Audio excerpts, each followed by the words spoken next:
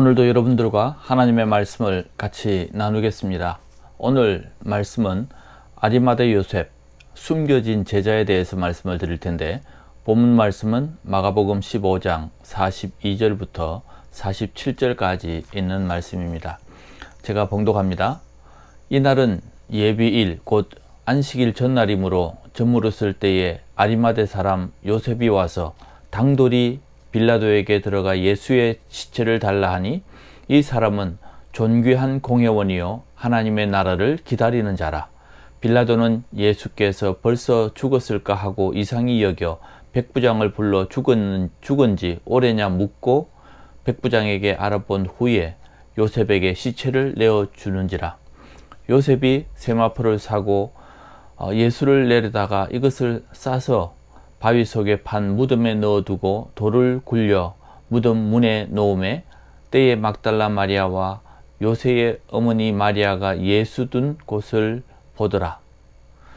오늘 이 말씀은 여러분들과 그동안에 보이지 않았던 숨어있던 제자 아리마대 사람 요셉에 대해서 설명해 주고 있습니다. 그래서 오늘 제목은 숨겨진 제자라고 했습니다. 예수님이 죽고 난 이후에 빌라도에게 당당히, 오늘 이 본문에서는 당돌이라고 했지만 당당하게 가서 예수님의 시체를 수습하려고 내어달라고 이야기한 사람이 바로 이 아리마대 사람 요셉입니다. 모든 제자들이 다 떠났고 누가복음이나 요한복음에 보면 여러 사람들이 예수님께서 십자가에서 죽으시는 그 순간까지 아무것도 할 수 없었던 사람입니다. 그리고 제자들은 그 죽은 모습을 보고는 다 고향길로 떠났습니다. 발만 동동 구르면서 기다리고 있었던 그 사람들과는 다르게 이 아리마대 사람 요셉은 빌라도를 찾아갔습니다. 이 빌라도를 찾아갔던 아리마대 사람은 예수님의 시체를 죽었으니 이제는 내어달라라고 이야기하는 것입니다. 오늘 이 살펴본 아리마대 사람 요셉은 어떤 사람이었을까? 왜 그는 지금 나타났을까에 대해서 말씀을 나누겠습니다. 이 아리마대 요셉은 유대 사회의 지도자급입니다. 원로급이죠. 그래서 그때 당시에 예수님의 제자로서 당당하게 나서서 복음을 전하는 곳이나 예수님이 있는 곳에 함부로 나타날 수 없는 그런 사람이었습니다. 요한복음에 보면 그는 아리마대 출신의 사람이고, 또 이 마가복음에서도 소개한 그냥 아리마대 요셉이라고 하지만 이 아리마대는 지명입니다. 예루살렘에서 북서쪽으로 한 30km 정도 떨어져 있는 곳이 있는데, 지금 같으면 어쩌면 한 일산 정도나 파주, 의정부 정도가 되겠죠. 강남을 중심으로 이야기했을 때에. 그렇다면 이 아리마대 사람은 어떤 사람이었을까? 그 지역에서 그나마 정말 원로급이었고, 이 공회원이라고 이야기했기 때문에 지금 이 유대인들의 모습 속에서 공회원이라고 하면 어떤 사람이냐 하면 산헤드린 공회라고 하는 말 들어보셨죠? 이 산헤드린 공회라고 하는 것은 유대 민족의 공적인 회합입니다. 그래서 유대 민족들이 어떤 일들이 생기면 중요한 일을 결정하고 혹은 어떤 경우에는 법정의 효과를 갖는 것입니다. 이 산헤드린 공회에서 예수님의 죄를 정한 것이죠.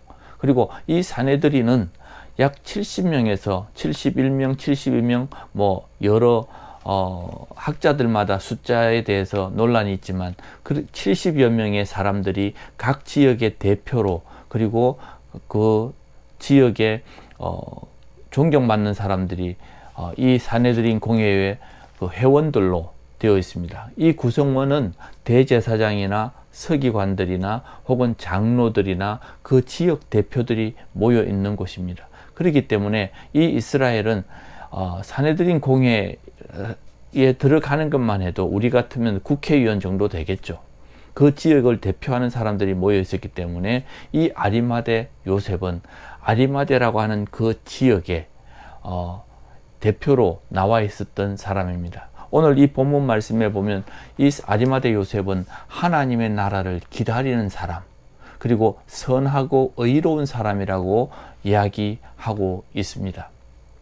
그렇기 때문에 이 아리마대 요셉은 예수님을 믿으면서도 그는 선뜻 나설 수 없는 사람이었습니다. 그러나 지금 예수님이 십자가에서 완전히 죽음을 맞이했을 때에 예수님의 시신을 수습할 수 있는 그런 위치에 있었고, 또 빌라도에게 가서 예수님을 내어달라고 하는 그런 위치의 사람이었습니다.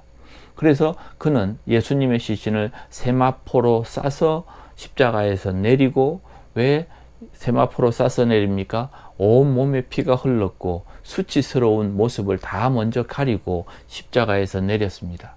그리고는 그 세마포에 싼 채로 이제는 향유를 바르고 무덤에 안장을 하는데, 그 무덤이 이 아리마대 사람 요셉의 무덤이었습니다.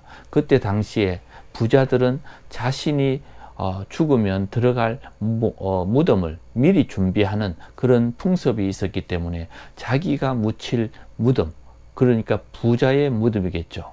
돌을 파서 만든 그 무덤에 예수님을 대신 장사를 지낸 사람이 바로 이 아리마대 요셉입니다. 그래서 이 사내들인 공예원으로서 공인이었지만 예수님을 따르는 제자였고, 드러내놓고 예수를 믿는다라고 말할 수 없는 위치에 있는 사람이었습니다. 그렇기 때문에 그는 마음으로만 하나님을 믿고 또 예수님을 따르는 그런 사람이었습니다. 사실 지금 아프가니스탄에서 탈레반의 핍박과 공격을 피해서 지금 한국 정부가 그들을 특별 기여자로 한국에 약 400여 명을 데리고 왔죠. 그들은 그곳에 있으면 모슬렘에 의해서, 탈레반에 의해서 계속해서 핍박을 받거나 죽임을 당할 수 있기 때문에 보호하는 차원에서 데리고 왔습니다. 이런 경우 우리가 선교에서도 이런 환경들을 설명합니다. 선교지에서 옛날에는 모슬렘을 전도했을 때 그 모슬렘이 가족들이나 혹은 또 친구들에게 나는 이제 개종을 했다라고 선포를 하면서 자기 신앙 고백을 했습니다. 그런데 무슨 일이 생겼느냐 하면, 그 모슬렘들이 가지고 있는 이 꼬란에 개종을 하거나 하나님을 배반하거나 하면 그 가족의 수치이기 때문에 그 사람들이, 가족이 스스로 처단해야 돼서 아버지가 자식을 죽이거나, 그런 형제가 다른 형제를 죽이거나 하는 그런 일들이 일어났습니다. 그래서 그 이후에는 이제는 새로운 환경에서 전도하기 위해서 모슬렘 전도에서는 예수를 믿고 세례를 받았다 할지라도 그가 계속해서 모스크에 가서 예배를 하거나 가족들에게도 아무 말 하지 않고 혼자서 예수를 믿는 그런 선교적 전략도 지금은 나오고 있습니다. 여러분이 아시는 대로 니고데모를 기억하시죠? 이 니고데모는 유대인의 관원이었다. 그리고 밤에 몰래 예수님을 만나러 왔습니다. 그도 역시 관원이었기 때문에 드러내어 놓고 개종하거나 예수님을 믿는다고 할 수 없는 입장의 사람이었습니다. 그래서 우리가 주변에도 적극적으로 드러내지 못하는 그런 환경에 있는 사람도 있고 그런 위치에 있는 사람도 있습니다. 그래서 우리는 알지 못하지만 그 속에 예수 그리스도를 믿고 있는 사람들이 있습니다. 지금도 저 북한 땅에서는 예수를 믿는 사람들이 많이 있어도 지하교회에서 예배를 드리고 혼자 조용히 묵상하면서 바깥으로는 내어놓을 수 없는 그런 위치에 있는 사람들도 있습니다. 그가 바로 이 아리마대 사람 요셉이었습니다. 그러나 분명히 성경은 기록하고 있습니다. 그는 존경받는 공예원, 선하고 의로운 사람이라 그랬고, 그는 하나님의 나라를 기다리는 사람이라고 표현해 주고 있습니다. 그렇기 때문에 이 아리마대 요셉은 예수님의 시신을 정말 안식일 전날이라 그랬지 않습니까? 예수님께서 십자가에서 내려서 이 안식일 전에 모든 장례 절차를 다 마쳐야 되는데, 어느 문서에 보니까 이제 남은 시간은 3시간인데 3시간 만에 이 장례 절차를 다 준비해 가지고 예수님의 시신을 장례 치루었다라고 이야기합니다.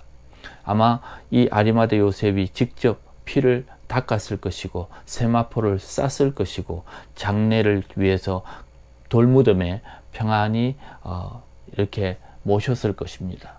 그는 마음을 다해서 존경으로 그 예수님의 시신을 수습하셨을 것입니다. 그만큼 그는 마음으로 하나님 앞에 의롭게 했습니다. 누가복음 23장 51절에 보면 저희의 결의에 행사하지 않았다라고 이야기합니다.